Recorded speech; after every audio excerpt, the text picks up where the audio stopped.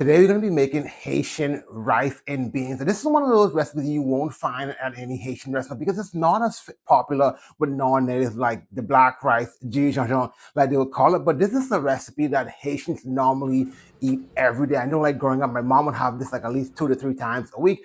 A combination of being high in fiber, cheap ingredients, easy to sauce, high in protein is really like the pinnacle of Haitian cuisine. And I'm going to show you exactly how to make this.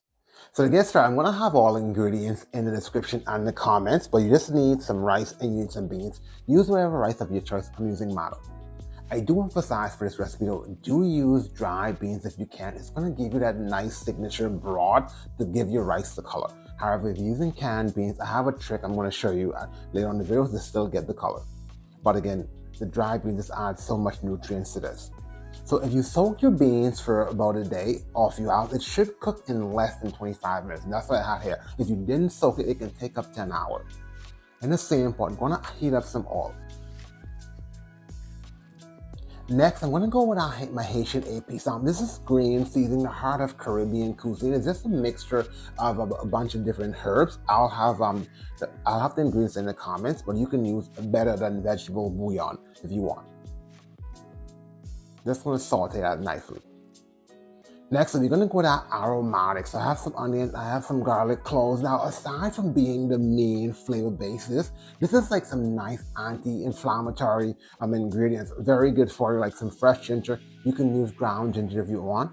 So I'm going to go black pepper, some salt. Now, this is up to you. I'm not using a lot of salt because I'm going to be using a bouillon, but you can measure it based up to your taste buds.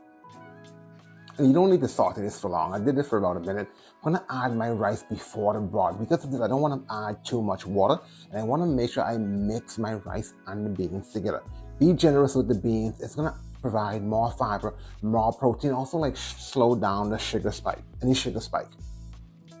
Next, I'm going to go some coconut milk just to add some creamy to this. Full fat if you have it. I'm also using the cocoa powder. Now, this is a trick I find. If you're using the canned beans, you can still get the signature color, adding 1 tablespoon of cocoa powder. Just don't overdo it so it doesn't get bitter.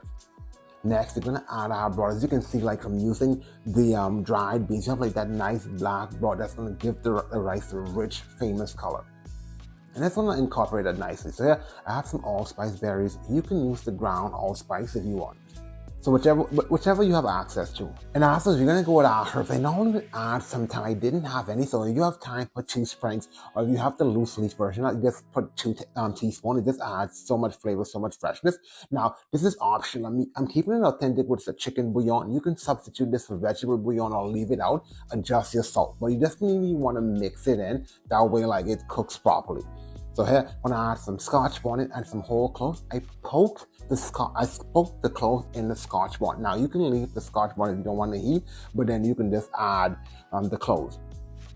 Now this rice cooked pretty fast, so I got this cooked within 20 minutes. Now depending if you're using say brown rice, it could take longer. I do suggest with brown rice though, soak it overnight. It speeds up the cooking process, but this is what you want. Like it's smelling like the beans, like all the fresh herbs, like your beans should be like soft, but not overly cooked, not mushy. And I like to top this with some fresh parsley, but this is like ready to go. Serve on a plate, ready to eat. And there you have it, Haitian rice and beans, Diri Kole avec Pwa Noir, like we would call it. If you're meal prepping this, you definitely want to save this one. One tip I would leave it though, like it tastes better like after a few days. If you're reheating it, skip the microwave, do it the traditional way. Just spray a pan, fry for about 3 to 5 minutes. It gives you this like crispy rice and beans that you will definitely enjoy. Trust me, you won't regret it. And if you're looking for any other high protein recipes, I have a quinoa recipe here that's similar to this. I think you would like. I'll see you there.